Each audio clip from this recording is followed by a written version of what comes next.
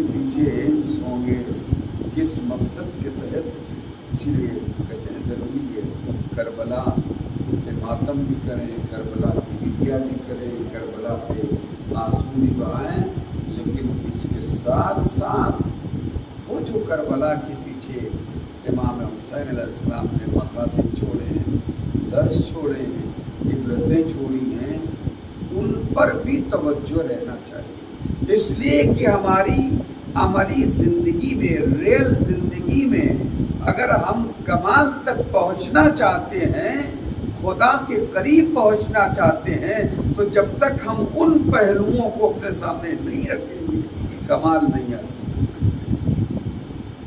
खुदा से करीब नहीं हो सकते। ज़्यादा उन पहलुओं को सामने रखना बहुत जरूरी। कल बताया था करबला शऊर अक्ल का नाम है। करबला अगर शऊर अक्ल का नाम है तो करबला के नाम पे जो अज़ादारी हो, अज़ादारी क्या है मैं बता चुका हूँ, यही करबला का तसल्सल है, करबला की याद है। तो ऐसा तो नहीं हो सकता है कि अज़ादारी का मकसद कुछ और हो और करबला का मकसद कुछ और हो, ऐसा हो ही नहीं सकता है। अक्ल कह रही है कि जो करबला का मकसद है वही अज़ादारी का मकसद होगा, और अगर हम कहें कि नहीं करबला का मकसद कुछ और है और अज़ादारी का मकसद तो ये है ये, तो फिर वो करबला की अज़ादारी नहीं होगी, वो अज़ादारी करबला की याद नहीं होगी, वो हम अपने बनाए हुए करबला की याद बना लें। लेकिन जो हुसैन ने करबला बनाई है उसकी याद नहीं हो सकती। हुसैन की बनाई हुई करबला की याद जब हुसैन के मकसद से टेली कर, जब हुसैन के मकसद से मुआफ़क़त और मुताबिकत कर रही हो जो याद, वो कहा जाएगा ये है अज़ादारी, ये इमाम हुसैन है। इस चीज़ का ख्याल करें कि हम फ़र्श अदा पे आएँ, हम मजलिसें बर्पा करें, हम जुलूस निकालें, लेकिन सब में हुसैन का मकसद करें। हमारी अज़ादारी कमज़ोर क्यों होती चाहिए? उसकी वजह यही है कि हम मजलिसों में वाजिबात का ख्याल नहीं करते, हम जुलूसों में वाजिबात का ख्याल नहीं करते, अज़ान हो रही है हम नमाज़ पढ़ रहे हैं। अगर सैयद सज्जाद अज़ान, जबकि वो बातिल अज़ान थी, वो अज़ान बातिल अज़ान, बेमौका अज़ान थी, नमाज का वक्त नहीं था, लेकिन सिर्फ इसी मकसद से अज़ान दिलाई गई थी ताकि खुतबा क़ता हो जाए। तो इमाम चाहते, इमाम वक्त थे, चाहते खुतबा अपना जारी करते, अज़ान होती रहती, लेकिन नहीं, ऐसी बेमौका बातिल अज़ान के लिए भी सैयद सज्जाद ने उनका खुतबे को रोक दिया, है ना।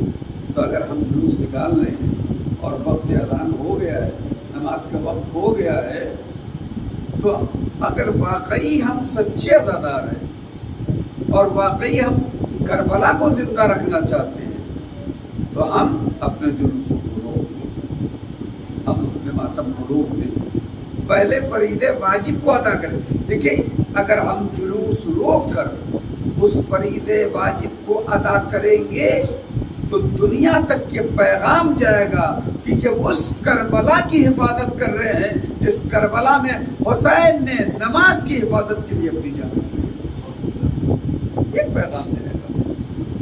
लेकिन यही कि हमारे यहाँ जो है वो होता क्या है, क्या दान भी होता रहे, सब कुछ होती रहे, लेकिन हम जो है वो अपने मातम में लेकिन अल्हम्दुलिल्लाह बहुत से हमारे नौजवान नेता हो रहे हैं, बहुत सी जगहों पर ये काम हो रहा है, जहाँ वक्त हो गया वही लोग के जमा करें। एक बेहतरीन पैगाम है, बेहतरीन हुसैन को पहचानवाने के लिए एक बेहतरीन तरीका है कि हमें इमाम हुसैन को कैसे पहचानना है, किस लिए इमाम हुसैन ने इतनी बड़ी कोशिश। अगर अली तीरों की बौछार में मुसल्ला बिछा सकते हैं तो फिर हम मातम को रोक कर क्यों नहीं मुसल्ला बिछा सकते?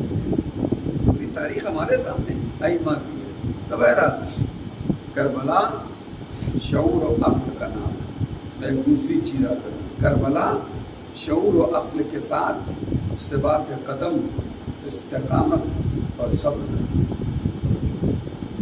ثبات قدم، استقامت، صبر کا معنی استقامت. صبر کا معنی وہ نہیں جو ہم لیتے ہیں کوئی مصیبت آ جائے تو برداشت کر لیں، نہیں، وہ بہت ہی پست معنی ہے صبر، وہ بہت ہی ہلکے معنی ہے صبر. صبر کا اصل معنی ہے اپنے حق موقف پر ڈٹ جانا، اسی کو میں استقامت کہتے ہیں. آپ کا موقف حق ہے، حق پر ڈٹ جائیں، لاکھ طوفان آئیں، لاکھ حوادث آئیں، لاکھ مصیبتیں آئیں، لیکن اپنے موقف سے آپ ٹس سے مس نہ ہوں. اس کو کہتے ہیں استقامت. لیکن یہاں پر دو طریقے ہوتے ہیں، ایک موقف حق ہوتا ہے اور ایک موقف باطل ہوتا ہے. باطل کے چاہنے والے بھی اپنے موقف پر ڈٹ جاتے ہیں، لیکن اس کو استقامت نہیں کہتے ہیں، اس کو ہٹ درمی کہتے ہیں، اس کو ضد کہتے ہیں. معلوم ہے کہ یہ باطل ہے اور باطل پہ اگر انسان ٹھہر جائے، غلط کام پر، غلط چیز پر اگر انسان ٹھہر جائے کہ نہیں میں تو نہیں ہٹوں گا یہاں پہ، میں تو نہیں چھوڑوں گا یہ کام، وہ کیا ہے؟ وہ ہٹ درمی، وہ ضد ہے. اس کو استقامت نہیں کہتے ہیں. استقامت کسے کہتے ہیں؟ حق پر ٹھہرنا، حق پر جو ہے وہ ڈٹ جانا، اس کو استقامت کہتے ہیں. اس سے بات ختم، اسی کو کہتے ہیں. اب دیکھیے آپ تاریخ میں اٹھا دیجیے، میں بہت زیادہ ٹائم نہیں لوں گا، میں اپنے اصل مقصد کی طرف آؤں گا، اس لیے کہ آج کی رات بہت اہم رات ہے اور میں جس شخصیت سے یہ رات منسوب ہے میں زیادہ تر اسی شخصیت کے حوالے سے گفتگو کرتا ہوں. آج کی رات ثبات قدم، قرآن مجید میں آئے تھے ان الذین قالوا ربنا اللہ، یا ان الذین قالوا ربنا اللہ ثم استقاموا. بے شک وہ لوگ جن لوگوں نے کہا کہ ہمارا پروردگار، ہمارا رب اللہ ہے، ثم استقاموا، اور پھر وہ کیا ہو گئے؟ ثابت قدم، پھر وہ ڈٹ گئے اپنے موقف پر. ان کے لیے قرآن کیا کہتا ہے؟ نہ ان کے لیے حسن ہے اور نہ ان کے لیے خوف ہے. جو اپنے موقف پر ڈٹ جاتے ہیں، حق پر ڈٹ جاتے ہیں، پھر انہیں کوئی دنیا ڈرا نہیں سکتی. اور آج آپ کے سامنے شاہد مثال میں خود حزب اللہ لبنان بھی ہے، شاہد مثال میں اسلامی جمہوریہ ایران بھی ہے، شاہد مثال میں عراق کی حشد الشعبی بھی ہے.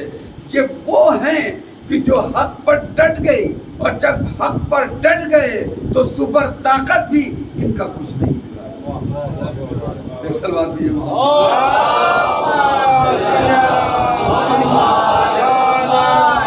انسان اگر حق پہ ڈٹ جائے، البتہ پہلے اسے اتنی تمیز ہونا چاہیے، اتنا شعور ہونا چاہیے کہ حق کو باطل میں فرق پیدا کر سکے. حق کیا ہے اور غلط، باطل کیا ہے، صحیح کیا ہے اور غلط ہے، اتنا شعور اس میں ہونا چاہیے. اور جب اس کو حق کی پہچان ہو جائے تو پھر قرآن کہہ رہا ہے حق پہ ڈٹ جاؤ، حق پہ ثابت قدم دو. اور اگر حق پہ تم ڈٹ گئے تو خدا کہہ رہا ہے ان تنصروا اللہ ینصرکم، اگر تم نے اللہ کی مدد کی تو اللہ تمہاری، ان تنصروا اللہ ینصرکم، اگر تم نے اللہ کی مدد کی ہے تو اللہ تمہاری.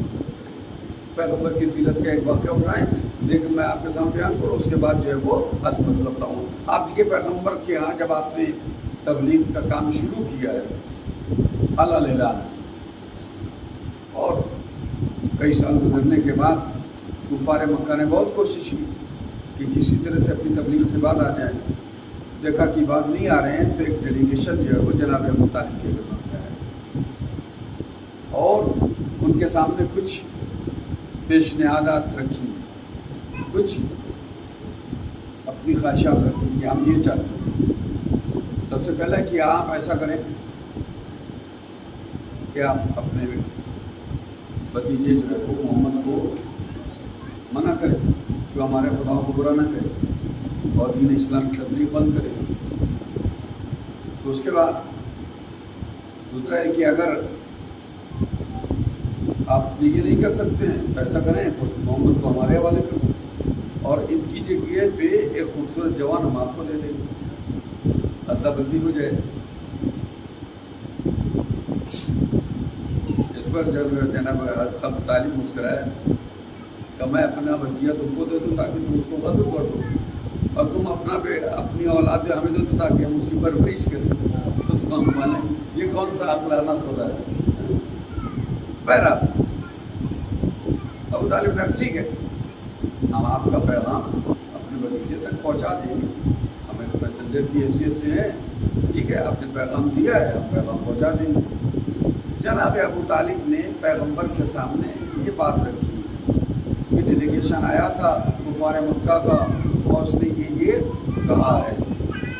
البتہ جناب ابو طالب نے اس شرط کے ساتھ یہ بات کہی، بیٹے یہ نہ سمجھنا کہ میں تھک گیا ہوں تمہاری حمایت سے یا میں پیچھے کوئی قدم ہٹا رہا ہوں، نہیں، تمہیں جو حکم ملا ہے وہ انجام دو، جب تک میں زندہ ہوں ایک بار بھی لکھا نہیں ہوگا۔ تو جو رکھا یہاں پر آپ پیغمبر کا ثبات قدم دیں، یہ میں شاید مثال کے لیے بات کہنا چاہوں گا۔ ثبات قدم استقامت پیغمبر نے کیا کہا کہ اے میرے چچا، اگر یہ کفار مکہ میرے ایک ہاتھ پہ سورج لا کے دوسرے ہاتھ پہ چاند لا کے دیکھیے، سورج اور چاند کیا کسی میں طاقت ہے جو وہ آسمان سے اتار کے کسی کے ہاتھ میں رکھ لے؟ کسی میں طاقت ہے؟ یہ چیز ہو بھی نہیں سکتی ہے۔ اگر خدا کرنا بھی چاہے تو جسے کہیے جو وہ مصلحت کے خلاف ہے۔ اگر سورج کسی کے ہاتھ پہ آ جائے دنیا ختم ہو جائے گی۔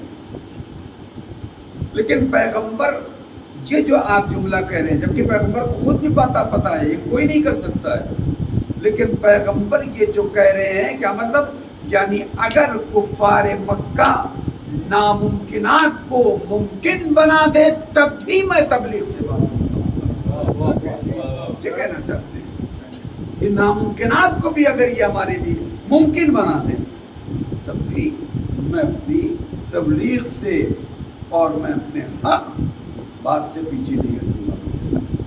اسی کو کہتے ہیں ثبات قدم، اسی کو کہتے ہیں استقامت۔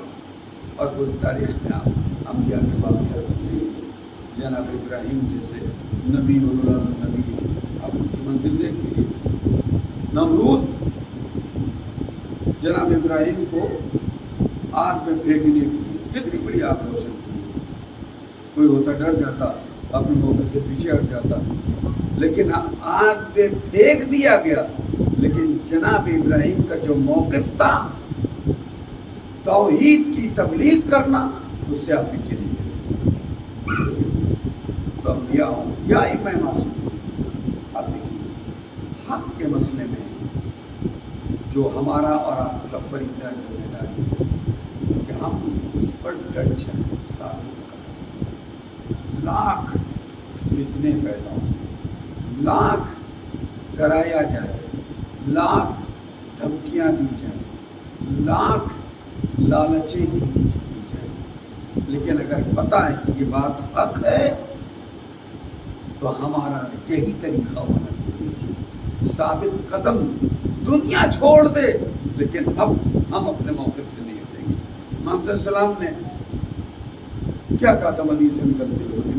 یہی تو کہا تھا نا کہ اگر تمہاری دنیا میں حسین کے لیے کوئی ایک گوشہ بھی نہ بچے رہنے کے لیے، کوئی ایک گوشہ بھی، تب بھی ہم کیا کہہ رہے ہیں، لما بایات ہو جیسے تمہاری اس دنیا میں ایک گوشہ بھی حسین کی حفاظت کے لیے نہ ملے تب بھی حسین یزید کی بیعت نہیں کرے گا۔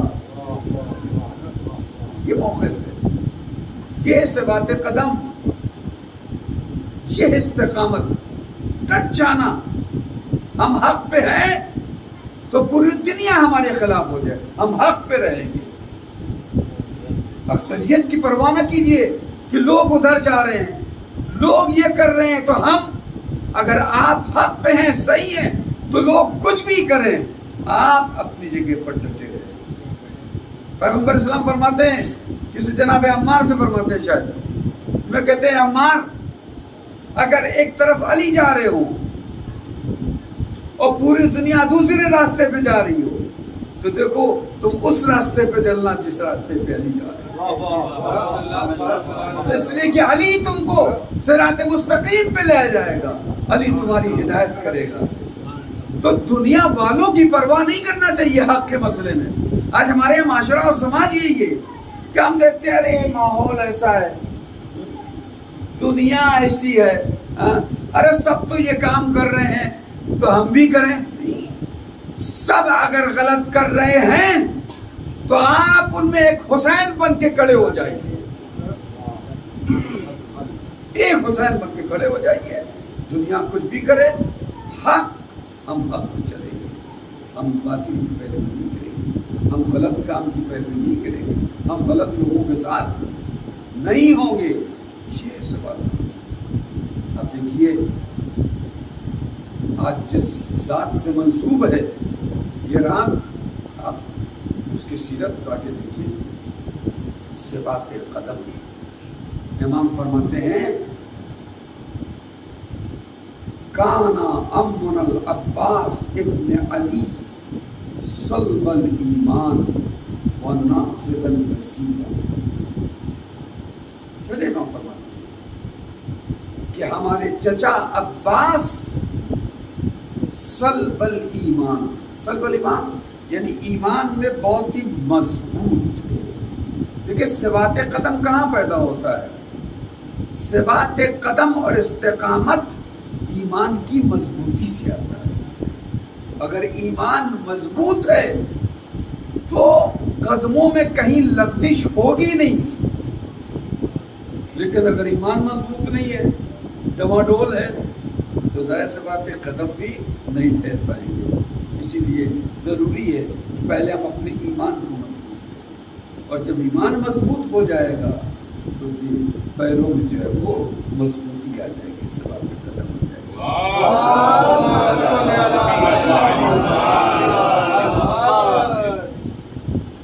یہ ساتھ کہ جناب عباس کو ہم نے حقیقت میں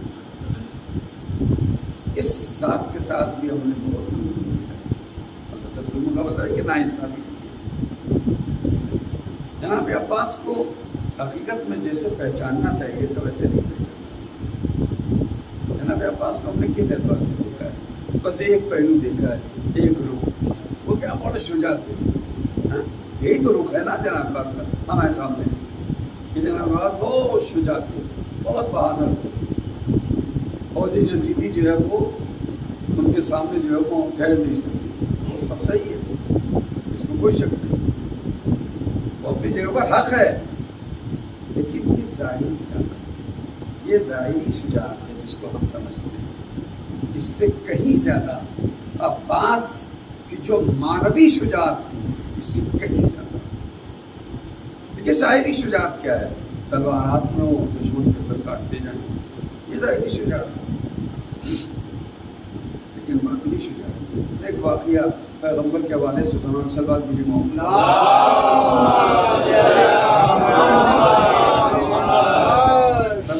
پیغمبر اسلام جو ہے وہ مدینے کی گلیوں میں, گلی سے ایک راستے سے گزر رہے تھے. چند جوان جمع تھے وہاں, اور وہاں مقابلہ ہو رہا تھا وزن برداری کا, وزن اٹھانے, ویٹ لفٹنگ.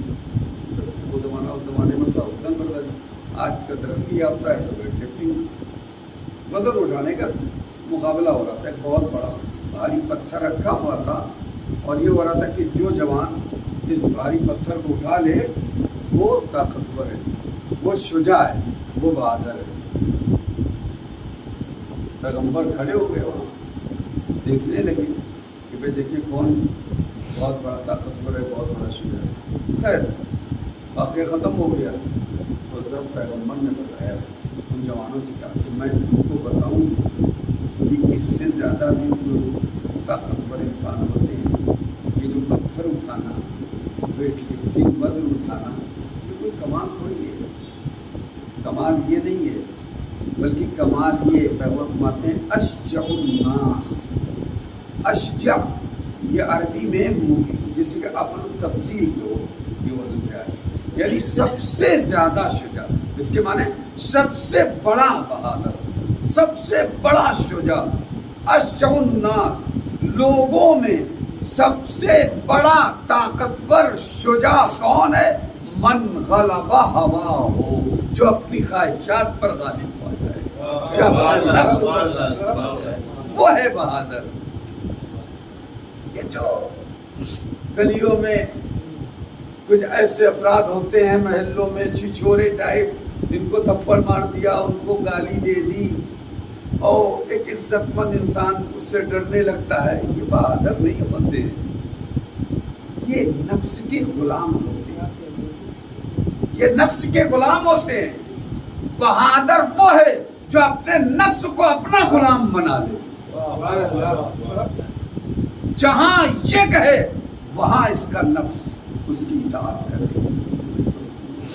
اس کو کہتے ہیں شکر، اس کو کہتے ہیں بہادر. جناب عباس وہ طاقت جو آپ نے دیکھی ہے یا جس کو ہم سمجھتے ہیں، اس سے کہیں زیادہ جناب عباس شجاع اور بہادر تھے کہ انہوں نے اپنے نفس کو اپنے مٹھی میں کر لیا تھا، اپنے قبضے میں کر لیا تھا. مجال ہے کہ نفس عباس کے ارادے کے خلاف کچھ قدم اٹھا کر شیر ہے جناب.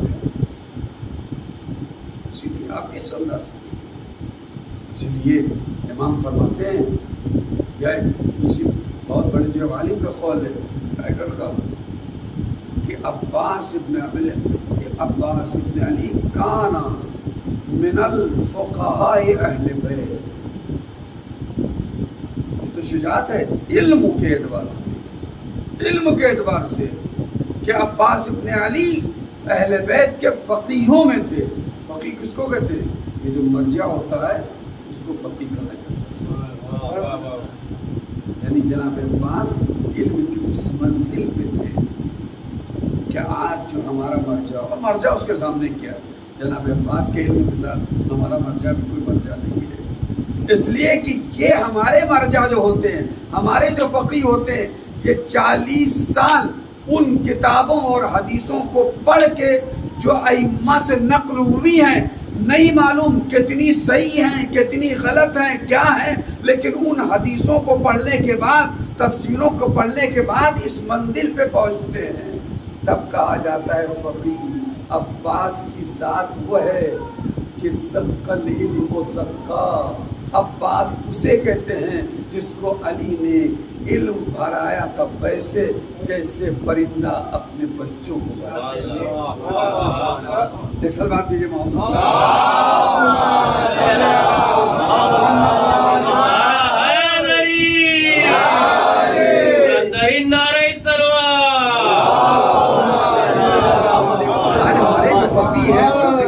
بہت بلند مرتبہ ہوتے ہیں فقیہ. ابھی ان کو اپنا جیسا نہ سمجھیے گا. یہ پوری عمر جو ہے وہ علم کے حصول میں گزار دیتے ہیں، علم تفسیر، علم حدیث اور نہ جانے کتنے کیسے علوم حاصل کرتے ہیں، تب جا کے اس منزل پہ پہنچتے ہیں. آج ہمارے یہاں سماج میں ایک یہ بھی ہو گیا کہ مرجع کو جیسے لگتا ہے کوئی عام آدمی ہے، مجتہد کو فقیہ کو ایسا لگتا ہے جیسے کوئی عام آدمی ہے، جو چاہا اٹھا کے بول دیا، جو منہ میں آیا کہہ دیا. جی کوئی اب معمولی انسان نہیں ہوتے ہیں.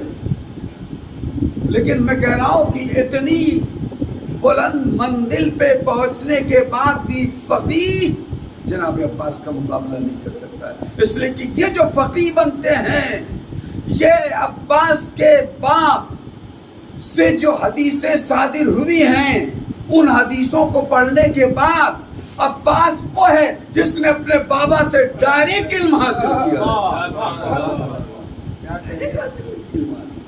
عباس کا مقابلہ کون عالم کون، اور ہے بھی نہ. ہماری کبھی کسی علماء نے ایسی کوئی جو ہے وہ بے ادبی کی بھی نہیں ہے. ہمیشہ اپنے کو غلام سمجھا ہے، ہمیشہ اپنے کو غلام سمجھا ہے. یہ جو زق العلم زقہ ہے، اس کی بھی آپ لطافت سمجھیے، توجہ کیجیے گا. پرندہ اپنے بچے کو کیسے دانا بھراتا ہے؟ देखिए दाना बनाने के दो तरीके होते हैं। एक तरीका होता है कि दाने को आप मुंह में लें, अनाज को मुंह में लें, चबाएं, और जब वो पिस जाए तब आप बच्चे के मुंह में डाल दें। ये एक तरीका है। और दूसरा तरीका ये है कि बहुत से ऐसे परिंदे होते हैं जिसको ज़क कहते हैं। परिंदे ऐसे होते हैं जो दाने को अपने मुंह में ले लेते और मुंह में रखे रहते हैं, और जब वो मुंह की गर्मी से, उसके लुआब से वो दाना पिघल जाता है, गल जाता है, मुलायम हो जाता है, इस लायक हो जाता है कि बच्चे का मैदा उसे हजम कर सके, तो वो दाना उसी तरह से उसके मुंह में डाल देते हैं। यानी दाने में कोई तसर्रुफ नहीं करते हैं, दाने में वो परिंदा कोई तसर्रुफ नहीं करता है, बस सिर्फ उसको मुलायम बना देता है और वैसे ही वो अपने बच्चे के मुंह में डाल देता है। ये जो ज़क्का का इस्तेमाल होता है अरबी में, ये इसी तरह के जो परिंदे जो है वो अपने बच्चों को जो दाना खिलाते हैं, ये वहाँ इस्तेमाल होता है। मतलब क्या है कि ज़क्कल इल्म ज़क्का, यानी अली ने जनाब अब्बास को वैसे इल्म भराया है जैसे पैगंबर से लिया था, वैसे ही अब्बास में मुंतकिल कर दिया है।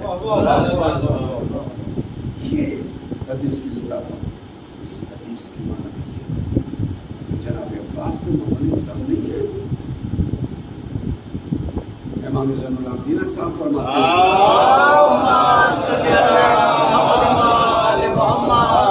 क़यामत के दिन तमाम शुहदा यानी आदम से लेकर और क़यामत तक जितने भी अल्लाह की राह में अफराद शहीद हुए हैं, अब इसमें सैयदुश्शुहदा इमाम से पहले, इमाम मखदूम से पहले सैयदुश्शुहदा जनाब हमज़ा भी हैं, और तारीख़ इंसानियत का पहला शहीद हाबील भी है। कितने शहीद शुहदा होंगे नहीं मालूम, लेकिन इमाम फरमाते हैं कि जनाब अब्बास को खुदाबंद आलम क़यामत में एक ऐसा मर्तबा अता करेगा, एक ऐसा दर्जा अता करेगा कि क़याम इब्तिदा से लेके और क़यामत तक जितने शुहदा हैं वो दर्जा देखकर रश्क करेंगे। ये मकाम जनाब अब्बास, उसमें हमज़ा भी हैं, उसमें जो है वो जाफर तैयार भी हैं, उसमें बद्र के शुहदा हैं, उसमें उहद के शुहदा हैं, न जाने किस किस जंग के उसमें शुहदा होंगे, लेकिन जनाब अब्बास का मरतबा सबसे इसलिए कि जनाब अब्बास ने जो सिबात कदमी दिखाई, जो इस्तिकामत दिखाई है, ना कोई आम इंसान होता जिसका ईमान बहुत ही जिसे कि कमज़ोर होता, तो जब शिब्र अमाननामा लाया था, शिब्र अमाननामा लाया था, नहीं आपको मालूम है ना, तासुआ यानी 9 मुहर्रम को वहाँ से चला था, जब यहाँ पहुँचा तो रियाज से जो है वो एक अमाननामा लिखवा दिया था, और इसलिए लिखवाया था कि चूँकि जनाब उम्मुल मुनीर उसी कबीले की थी जिस कबीले का शिब्र था, जैसे पहले बता चुका हूँ शायद, सुबह की मजलिस शायद। तो ये वहाँ से अमाननामा लाया था कि मेरी बहन के असल कबीले में, ये बात अरबों में ये है कि कबीले की अगर एक औरत किसी दूसरे कबीले में ब्याह दी गई है तो कबीले के जितने मर्द हैं उसको बहन समझते हैं, वो एक रिश्ता कबीले की। उसने कहा मेरी बहन के वहाँ हुसैन के साथ मेरे बहन के भी बच्चे आए, मैं चाहता हूँ इसके लिए जो है तो अमाननामा लिख दे ताकि वो उन्हें अपनी तरफ मिला। मकसद ये था कि अगर हम अब्बास को अपनी तरफ मिलाएंगे, हुसैन की ताकत जो है वो कम हो जाएगी, बातिल का आया करीब हुआ इमाम सल्लल्लाहु के खैमों से, और आवाज़ इमाम सल्लल्लाहु सब बाहर बैठे हुए थे और जनाब अब्बास भी आपके साथ थे। आवाज़ दी अब्बास को, लेकिन जनाब अब्बास ने कोई जवाब नहीं, फैसला कुछ नहीं, 3 बार जवाब चीख के पुकारा, कहाँ है मेरी बहन के लड़के, कहाँ है मेरी बहन की औलाद, नाम ले कर। जनाब अब्बास ने कोई जवाब नहीं दिया, असलन इतना ही नहीं। फिर इमाम ने कहा भैया जाओ देखो ये किस लिए तुमको बुला रहा है, امام نے جب اجازت دی تو جن ہمارے پاس آگے تو کہتے ہیں کیا بات ہے؟ تو دیکھو میں ابن زیاد سے میں نے نا امان نامہ لکھوا دیا ہے، کل جنگ ہوگی اور جنگ میں سوائے قتل کی کچھ ہوگا، یہ طے ہے۔ امام حسین علیہ السلام اس نے نام امام کا لکھ دیا کہ کل جو ہے وہ قتل ہونا ہے، یا بیعت کریں یا قتل۔ کہتا میں امان نامہ لایا ہوں اور تم لوگ میری طرف آ جاؤ۔ امان نامہ بڑھایا، جناب عباس نے اس امان نامے لے کے دو ٹکڑے کر دیے، کل لعنت ہو تیرے امان نامے پر، تجھ پر بھی اور تیرے امان نامے پر۔ فرزند فاطمہ کے لیے امان نامہ نہیں ہے، میرے لیے امان نامہ۔ لعنت ہو تیرے پر۔ اس کو کہتے ہیں ثبات قدم، اس کو کہتے ہیں استقامت۔ کوئی معمولی ایمان والا ہوتا، کمزور ایمان والا ہوتا تو فوراً سوچتا کہ میری جان بچ رہی، چلو ثبات قدم کربلا آنے تک حق پہ ڈٹ جاؤ، اپنے موقف جو حق ہے اس سے کس مسئلہ ہو، دنیا میں کچھ ظالم کچھ بھی کرے، کوئی بھی ظلم کرے، لیکن تم اپنے جناب عباس جس ذات کو ہمارا دائرۂ فکر بھی وہاں تک نہیں پہنچ سکتا ہے جہاں جناب عباس کے ساتھ، اس لیے کہ وہ ذات جس کو ایک خاص ارادے کے تحت اس دنیا میں وجود میں لایا گیا، اور وہ بھی ارادے امام ہو، معصوم کا ارادہ ہو، اور اس ارادے کے تحت جناب عباس کی ولادت ہوئی۔ باقی آپ کو معلوم ہے نا، تفصیل میں نہیں جائیں گے کہ اپنے بھائی عقیل سے کہا کہ میں ایسے خاندان سے شادی کرنا چاہتا ہوں جو بہادر خاندان ہو، تاکہ اس سے جو بچہ پیدا ہو وہ کربلا میں میری نیابت کر سکے۔ تو اب امام معصوم اگر اس ارادے سے شادی کرے اور اس ارادے سے وہ رشتے زوجیت قائم کرے تو اس سے اس کے نتیجے میں جو بچہ پیدا ہوگا وہ کیسا ہوگا؟ سارے کمالات علی کے عباس کے اندر آتے ہیں، سارے صفات جلال و جمال جسے علی کے وہ عباس کے اندر آتے ہیں۔ اور اس لیے بچپن سے آپ دیکھیں معرفت کا عالم یہ ہے کہ بابا کی گود میں بیٹھے ہوئے ہیں، امام کہہ رہے ہیں واحد پڑھو، جناب عباس نے کہہ دیا واحد یا احد، اور اب آپ کہہ رہے ہیں کہو اثنین، خاموش زبان کا۔ بچپن میں ابھی تو وہ جسے کہ گنتی سکھا رہے تھے، لیکن عباس کی معرفت کا عالم یہ ہے کہ احد کہنے کے بعد اثنین نہیں کہہ رہے ہیں۔ علی نے کہا بیٹا کیوں نہیں کہہ رہے ہو؟ کہا بابا جس زبان سے عہد کہہ لیا، یعنی اللہ کی وحدانیت کا اقرار کر لیا، اب اس زبان سے اثنین کیا کہیں؟ دو کیوں کہیں؟ جس زبان سے اللہ کی تربیت کیا، یہ معرفت ہے اللہ کے پاس۔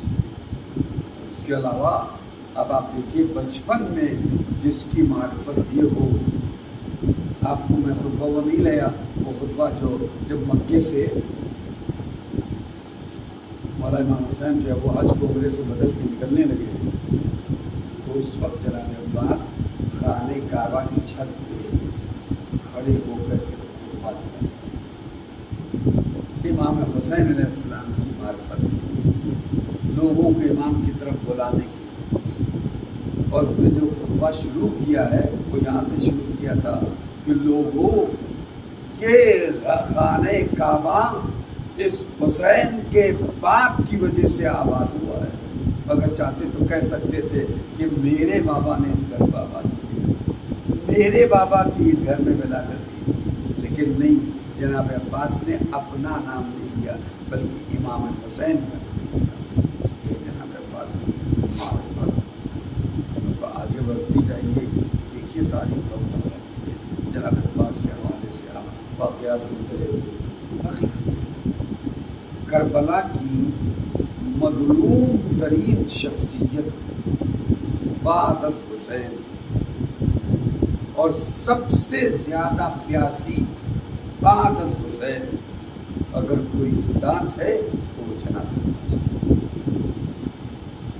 اس وقت کے مظلومیت کیا ہوگی کہ جس کو یہ بتایا گیا ہو کہ تم کو کربلا کے لیے پیدا کیا گیا، تم کو کربلا کے لیے اللہ سے مانگا ہے، اور اب آپ اندازہ لگائیے بھائی غیروں کو پتا تھا، جناب عباس کو بھی نہیں پتا ہو، تو آپ اس کے دل میں کتنے جذبات انگڑائیاں لے رہے ہوں کہ کربلا آنے دو، مجھے اسی لیے اللہ سے مانگا ہے میرے بابا نے، تو کربلا آنے دو، دیکھنا کہ میں کیا کرتا ہوں، کیا شجاعت چکا ہوتا ہے انسان کے اندر ایک جذبات ہوتی ہے، لیکن کربلا میں حسین نے سارے جذبات پر بیڑیاں لگا دی، علم دے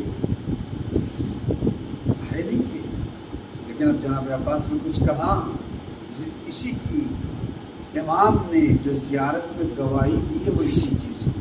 چھٹے امام کیا کہتے ہیں، بات ہو دیکھیے اپنے مجھ سے دعویٰ کرنا کہ میں یہ ہوں میں یہ ہوں، یہ کوئی کمال نہیں ہے، ہم کرام علی کے شیعہ ہیں، ہم کرام یہ ہیں وہ ہیں، یہ کوئی کمال تھوڑی ہے، کمال یہ ہے کہ ادھر سے سند آئے یہ میرا شیعہ ہے، یہ میرا محب ہے، یہ میرا چاہنے والا ہے، ادھر سے سند آئے، ادھر سے بات آئے کہ ہاں یہ ہے میرا، تو کمال ہے۔ جناب عباس کے لیے معصوم نے گواہی دی ہے، کیا کہا، اشہد لکا بالتسلیم والتصدیق والوفاء،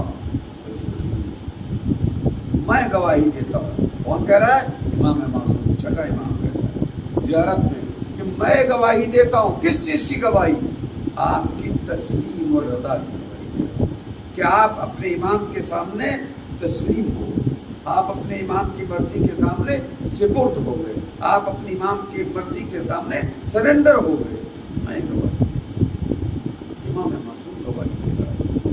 تسلیم کیا چیز ہے، تسلیم کس کو کہتے ہیں، تسلیم یعنی انسان اپنے پورے وجود کو معصوم یا دین کے حوالے کرے، اپنے پورے وجود، یعنی اب اپنا اس کا کوئی ارادہ نہیں ہے، اب اپنی اس کی کوئی پسند نہیں ہے، اب اپنی اس کی کوئی چاہت نہیں ہے، جو پسند جو چاہت جو ارادہ ہے وہ امام کا ارادہ ہے، امام جو کہیں گے وہ کریں گے، امام جو پسند کریں گے وہی ہم بھی پسند کریں گے، امام جس چیز کو نہیں پسند کریں گے اس کو ہم بھی نہیں پسند کریں گے۔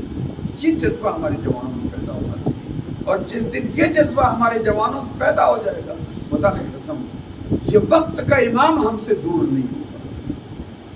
جس دن اپنے اندر ہم مطلق تسلیم کو اپنے اندر پیدا کریں، اس صفت کو اپنے اندر کریں۔ آج ہمارے یہاں کیا ذرا سے ہماری خواہشات، ہماری پسند اور ناپسند کے مقابل میں دین آ جائے تو دیکھیے کیسے ہم دین کو پیچھے کر دیتے ہیں، کوئی بہانے سے ہیلے بہانے سے دین کو پیچھے کر دیتے ہیں، اپنی خواہشات کو پورا کر دیتے ہیں۔ یہ تسلیم نہیں ہے، یہ اطاعت نہیں ہے امام کی۔ امام کی اطاعت یہی ہے کہ انسان پوری طریقے سے اپنے کو امام کے حوالے کرے، بس حرکت و سکون ارادہ جو بھی ہے وہ سب آپ کے حوالے ہے۔ آپ جہاں کہیں گے وہاں کھڑے ہو جائیں گے، جہاں کہیں گے وہاں بیٹھ جائیں گے، جہاں زبان کھولنے کو کہیں گے وہاں زبان کھولیں گے، جہاں زبان بند رکھنے کو کہیں گے وہاں زبان بند رکھیں گے، دنیا چاہے جتنا کھلوانا چاہے۔ اس کو کہتے ہیں تسلیم۔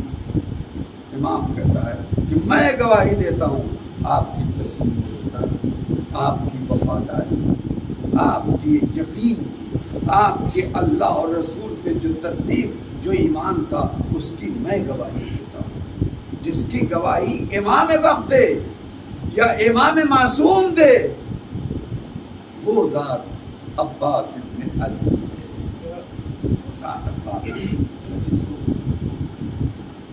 خاج عباس کو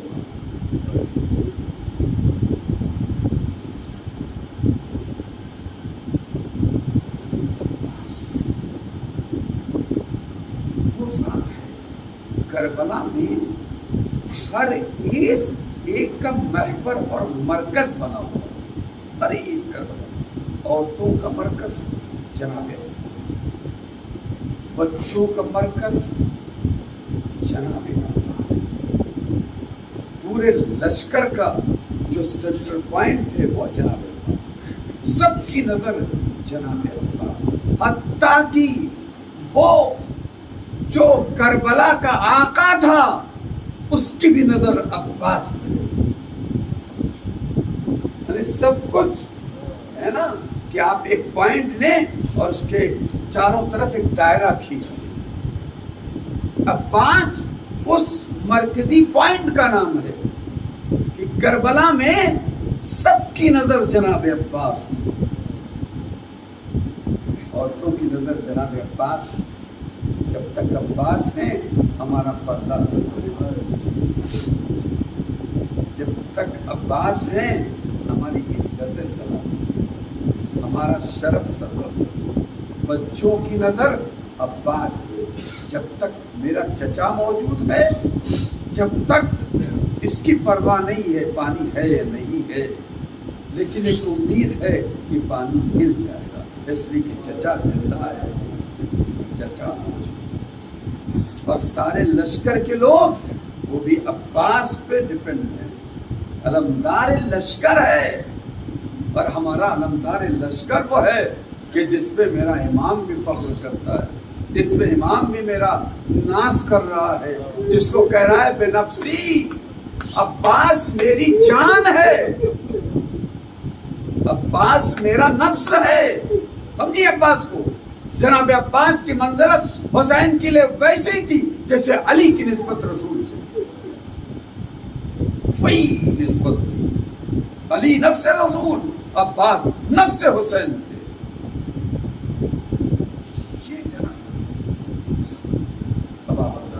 جس ذات پر سب کی نظر ہو، سب کی امیدیں جس سے بدھی ہوئی ہو، وہ ذات جب حسین سے وہ ذات جب بیویوں سے رخصت ہوئی، وہ ذات جب بچوں سے جدا ہو رہے، ہم اور آپ، بس آپ پڑھ سکتے ہو، پڑھ رہا ہوں، آپ سن رہے ہیں، لیکن اس درد کو کوئی محسوس نہیں کرتا سوائے ان کے جن کے سینوں میں محسوس ہوتا۔ حسین کے دل پہ کیا گزری، زینب کے دل پہ کیا گزری، سکینہ نے کیا کہا، ہم اس کا تصور نہیں کر سکتے۔ کربلا کے بعد ایسے واقعات ہیں عزیزو، اگر سوچنے بیٹھ جاؤ تو کلیجہ منہ کو آ جاتا ہے، برداشت نہیں کر سکتے ہیں۔ یہ کربلا والوں کا کلیجہ تھا، اللہ نے انہیں یہ طاقت دی تھی کہ ان مراحل سے وہ گزر گئے۔ ہر عام انسان ان مراحل کو برداشت نہیں کر سکتا ہے۔ جب سارا لشکر حسین کا ختم ہو گئے، عباس نے امام کے پاس آ کے کہا، بھیا اب ہمیں بھی اجازت، یہ سر جس پہ بہت آج سب تو چھوڑ کے چلے گئے۔ آپ بتا دیں جناب عباس کا حسین کے بعد جو سب سے بڑا امتحان تھا، جس طرح سے امام حسین کا ہوا ہے اسی طرح سے عباس کا امتحان ہوا ہے کہ جناب عباس نے جن کو اپنی گود میں پالا تھا، جن کو اپنی آغوش میں پالا تھا، جن کو فنون جنگ سکھائے تھے، علی اکبر ہوں، محمد ہوں، قاسم ہوں، مسلم کے بیٹے ہوں، مسلم کے بھائی ہوں، اپنے بھائی، ان سب کے استاد تھے فنون جنگ میں عباس، سب کو سکھایا ہے، پڑھایا ہے۔ یہ کتنا بڑا امتحان ہے کہ انہیں کی لاشیں اپنے ہاتھوں میں لائے، یہ کتنا بڑا امتحان، ہماری جانیں فدا ہو جائے مولا عباس، دے پرسہ دے، دل کھول کے روئے، ام البنین کو پرسہ دے، وہ ماں ام البنین جو مدینے بعد شہادت جو مدینے میں بقی میں جاتی تھی 4 قبریں بناتی تھی، یہ عباس کی ہے، قبروں کے نشان بناتی تھی، یہ عباس کے ہے، یہ جعفر کے ہے، یہ عثمان کے ہے، یہ عبداللہ، لیکن پھر چاروں نشان مٹا دیتی تھی۔ کیا کہہ کے مٹاتی تھی؟ اے عباس تمہاری ماں زندہ ہے لیکن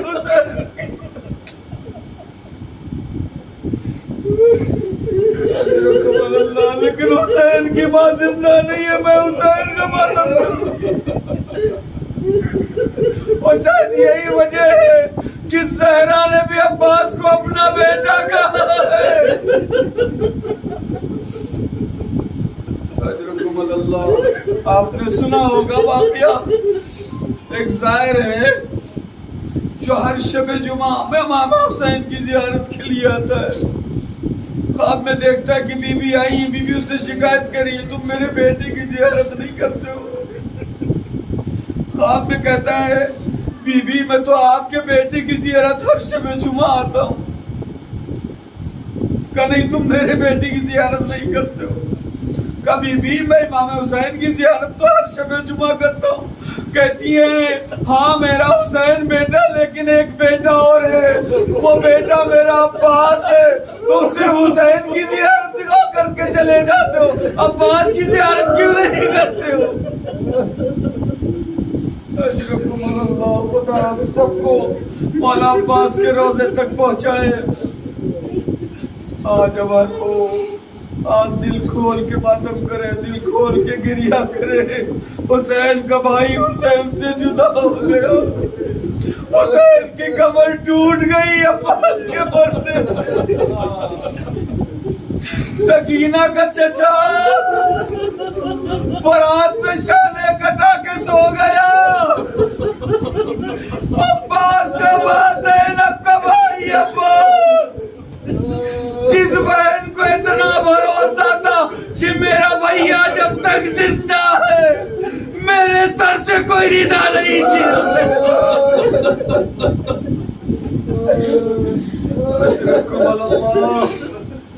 جناب عباس حسین کے پاس آتے ہیں۔ امام نے کہا بھیا تم تو میرے لشکر کے علمدار۔ ایک مرتبہ عباس نے دائیں طرف دیکھا، بائیں طرف دیکھا، کہا آقا وہ لشکر کا جس کا میں سردار ہوں۔ حسین نے سر جھکا لیا۔ ایک مرتبہ بھی گفتگو ہو رہی تھی بھائیوں کے درمیان، میں سے آواز آئی لتش لتش۔ امام نے کہا بھیا جنگ سے پہلے ان بچوں کے لیے پانی کا کوئی انتظام کرو۔ حسین آقا کا حکم تھا۔ عباس نے سر جھکا لیا۔ خیمے میں آتے ہیں، بچے عباس کے دامن سے لپٹ جاتے ہیں۔ آپ کو معلوم ہے کربلا میں حسین کے بچوں کی جو تعداد تھی وہ کم سے کم 50 اور اس سے زیادہ بھی بیان کی جاتی ہے جو حسین کے خیموں میں حسین کے بچے اور تمام لوگوں کے جو بچے تھے۔ آپ اندازہ لگائیے جب سارے بچے عباس کے قدموں سے لپٹ گئے ہوں گے تو سکینہ اپنی سوکھی ہوئی مشق لے کے چچا کے سامنے ہوگی تو عباس کا دل کیسے تڑپ گیا ہوگا۔ ایک مرتبہ جناب عباس نے کہا بچوں گھبراؤ نہیں، آقا کا حکم ہے، میں تمہارے لیے پانی کا انتظام کرنے جا رہا ہوں۔ سکینہ کو مخاطب کیا، میری لاڈلی سکینہ اپنی مشق لے کے آ جاؤ۔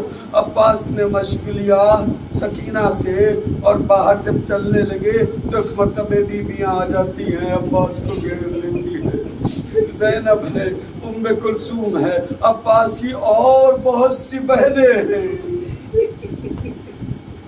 سب عباس کو گھیر لیتی ہے۔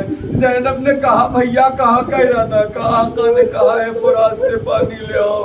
زینب سمجھ گئی یہ فرات سے پانی نہیں لینے جا رہا ہے میرا بھائی، بلکہ ہمیشہ کے لیے مجھ سے جدا ہو رہا ہے۔ ایک مرتبہ اب جناب زینب نے عباس سے کہا بھیا جا رہے ہو لیکن ایک بات سن لو، میں اپنے بابا کے ساتھ ایک مرتبہ بیٹھی ہوئی تھی کہ ایک ہوا کا جھونکا آیا، ردا سر سے ہٹ گئی۔ جب بابا نے جیسے ہی مجھے بے ردا دیکھا بابا کے آنکھوں سے آنسو جاری ہو گئے، زار و قطار رونے لگے۔ میں نے کہا بابا رونے کی کیا ضرورت ہے، ایک ہوا کا جھونکا آیا ہے، چادر گر گئی ہے۔ کہا زینب جو میں دیکھ رہا ہوں وہ تم نہیں دیکھ رہی ہو۔ زینب ایک دن آئے گی، ایک دن آئے گا کہ جس دن تیرے سر سے ردا چینی جائے گی، بازو میں رتن باندھی جائے گی۔ اے میرے بھیا عباس، بابا نے کہا تھا یقین تھا، لیکن کبھی کبھی سوچتی تھی، خیال آتا تھا کہ جس بہن کے ایک بھائی ہو اسے اپنے بھائی پہ اتنا ناز ہوتا ہے، اتنا بھروسہ ہوتا ہے۔ میرے تو 18 جوانانے بری عاشق اور ان 18 جوانانے بری عاشق میں تیرا جیسا شیر تھا۔ کبھی کبھی سوچتی تھی کہ میرے سر سے ردا کون چھینے گا، میرے بازو میرے سر باندھنے کی کس میں ہمت ہے، لیکن اے بھیا چاہ رہے ہو خدا حافظ، اب زینب کو یقین ہو گیا میرے سر سے ردا چھینے گی، میرے بازو میرے سر باندھی جائے۔ رحم اللہ، خدا کسی غم میں نہ رلائے سوائے غم عباس میں۔ اللہ عباس رخصت ہوئے، مشق سکینہ کو لیا، بھائی سے رخصت ہوئے۔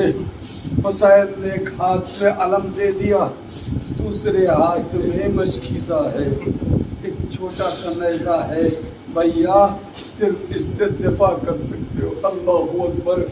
عباس اب تک جو جوان ہوئے ہیں تو اس امید میں جوان ہوئے تھے کہ کربلا میں جنگ کروں گا۔ آج حسین نے ہاتھوں میں ہتھکڑیاں ڈال دی، جنگ نہیں کرنا ہے تمہیں، صرف دفاع کرنا ہے۔ جناب عباس برات کی طرف جاتے ہیں، فوجیں عباس کے روب سے چھٹتی چلی جاتی ہے، اور جناب عباس کے گھوڑے نے فرات میں اپنے قدم ڈال دیے اور خنکی محسوس ہوئی۔ عباس نے نیچے دیکھا فرات میں میرا گھوڑا کھڑا، اترے، اللہ اکبر، گھوڑے سے کہا تو بھی میرے ساتھ تھی، لیکن اللہ ہے وہ باوفا جانور ان ظالموں سے کتنا بہتر تھا۔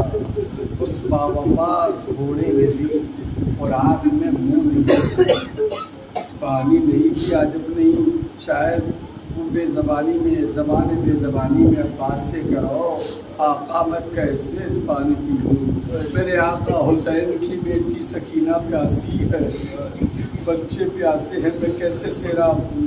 گھوڑے نے پانی نہیں پیا، عباس نے بھی مشق سکینہ کو بھرا اور اس کے بعد ایک جلو پانی ہاتھ میں لیا، اور میں سمجھتا ہوں شاید دنیا کو شاید یہ دکھانا ہو کہ عباس مجبور نہیں ہے۔ آج عباس کے قبضے میں پوری فرات ہے، لیکن اب عباس چاہے تو پانی پی سکتا ہے، لیکن عباس نے پانی پھینک کے بتا دیا کہ ایسا پانی عباس کو نہیں چاہیے جس کے لیے حسین کے بچے ترس رہے، جس کے لیے علی اکبر مار دیا گیا ہو، جس کے لیے قاسم پامال ہو گیا ہو، ایسا پانی عباس نہیں پیے گا۔ عباس نے مشق بھری اور اس کے بعد فرات سے نکلے۔ بس ازاں چند لمحے ہیں، آپ کی زحمت تمام ہے۔ اب عباس جب مشق لے کے چلے، وہ آگی ہوئی فوج عباس کو چاروں طرف سے گھیر لیتی ہے۔ دیکھیے ایک شجاع کے لیے بہت مشکل ہوتی ہے، تلوار اس کے ہاتھ میں نہ ہو، ڈھال اس کے ہاتھ میں نہ ہو، علم ایک ذمہ داری ہے، اس کی بھی حفاظت کرنا ہے۔ مشق علم سے بڑی ذمہ داری ہے کہ پانی خیمے تک پہنچ جائے، اس کی حفاظت کرنا ہے۔ سچ بتائیے عباس کے پاس ڈھال نہیں ہے، عباس کے پاس کوئی ایسی چیز نہیں ہے جس سے مشق کی حفاظت کر سکے۔ عباس نے اپنے سینے کو مشق کے سامنے کر دیا، پورے جسم کو مشق کے سامنے کر دیتے ہیں۔ جہاں تک ہوتا ہے عباس مشق سکینہ پہ کوئی تیر نہیں آنے دے رہے، لیکن ظالم نے دیکھا کہ اس طرح سے عباس کی پیش قدمی نہیں رک رہی ہے، हमारे साथ में एक जालिम को बुला के बताया कि देखो अब्बास इस तरह से नहीं रुकेंगे, पहले अब्बास के बाजू कलम किए जाएंगे। अल्लाह अकबर। एक तरफ के आड़ में जालिम खड़ा हो जाता है और जब अब्बास जोश शजात में आगे बढ़ रहे जालिम ने कैसा वार किया कि अब्बास का दाया बाजू अब्बास ने आलम को दूसरे हाथ में संभाला, मश्क सकीना को संभाला। अभी कुछ ही दूर आगे बढ़े थे कि एक जालिम ने फिर उसी हीले से आपके बाएं बाजू पे वार किया। अब्बास का बायां बाजू भी कलम हो गया। अब मश्क संभाले तो कैसे, अलम संभाले तो कैसे? मश्क को गले में रखा, अलम को मश्क और सीने के दरमियान में रखा। कोशिश ये है कि किसी तरह से पानी खैमे तक पहुंच जाए।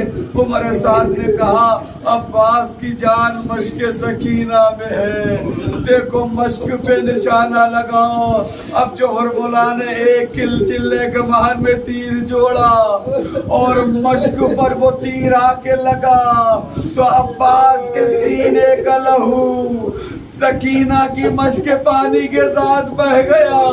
अब्बास की आस टूट गई। अज़ादरों वहीं से अब्बास ने घोड़े का रुख फरात की तरफ कर दिया। आज़ादारों अब्बास की पेशानी पे तीर आके लगा और अब्बास ने चाहा कि उस तीर को घुटने के सहारे से खींच के निकाल दे। जैसे ही सर झुकाया चाहा तीर को दोनों घुटनों के दरमियान में लाके उस तीर को खींचे। एक जालिम ने ऐसा गुर्ज अब्बास के सर पे लगाया, अब्बास का सर तो रीम हो गया। अब अब्बास से घोड़े पे संभला न गया। आवाज दिए मेरे भैया, ए मेरे आका, अपने गुलाम की मदद के लिए आए। इधर हुसैन ने अपनी कमर पकड़ ली, आवाज दिया लाना इनका सरदारी। ए मेरे भैया, तेरे मरने से कमर टूट गई। अब तक जो आंखें जागती थी अब वो चैन की नींद सोएंगी, और जो आंखें चैन की नींद सोती थी वो रातों को जागती रहेंगी। हुसैन जवान 32 साला जवान भाई के लाशे पे आते हैं। खुदा न करे कोई 57 साला बूढ़ा भाई अपने कलियल जवाब अपने नौजवान भाई के लाशे पे आए। देखा अभी अब्बास के जिस्म रमक जान है, अब्बास के सर को अपने जालू पे रखा। देखा एक आंख में तीर है, एक आंख में जो है वो खून लगा हुआ है। अब्बास ने कहा आका मैं आखिरी वक्त आपकी ज़ियारत करना चाहता हूँ। हुसैन ने आबा के दामन से खून साफ किया। अब्बास ने आंखें खोली, नहीं मालूम कैसे अपने आका के चेहरे को देखा होगा। अजब नहीं अब्बास ने जब आका के चेहरे पे नजर डाली हो, हुसैन का मजलूम चेहरा अब्बास के सामने आ गया हो। अब्बास ने आंखें बंद कर ली, दूसरी वसीयत की आका मेरे लाशे को खैमे में न ले जाइएगा, मैं सकीना से शर्मिंदा हूँ। अज़ादारों अब्बास ने वसीयत है बस अज़ादारों ज़हमत तमाम हो गई। हुसैन ने कहा भैया जब से इस दुनिया में आए हो हमेशा आका कहा है, कभी भाई नहीं कहा नहीं। आज मेरी ख्वाहिश है मुझे भाई कह के पुकारो। अब्बास ने हुसैन की आखिरी ख्वाहिश पूरी की, या अखी कह के, और उसके बाद दुनिया से रुखसत हो गए। हुसैन उठे, खैमे की तरफ चले, खून में डूबा हुआ अलम है, मश्क सकीना है। जैसे जैसे अलम खैमे की तरफ बढ़ रहा है, सकीना बच्चों को समझा रही है, देखो मेरा चचा आ रहा है, अभी तुम्हारी प्यास बुझ जाएगी। लेकिन जब हुसैन खैमे के करीब पहुंचे, सकीना ने क्या देखा, मेरा बाबा खाली अलम मश्क चिदी हुई लेके आ रहा है, मेरा चचा नहीं है। दौड़ के बाबा के कदमों से लिपट गई, ए मेरे बाबा मेरा चचा अब्बास का है। हुसैन ने कहा ए सकीना तेरा चचा फुरात में मारा गया। اس کے شان قلم کر دیے گئے. اے سکینہ اب اپنے چچا کو تلاش نہ کرنا. اے سکینہ میرا بھیا.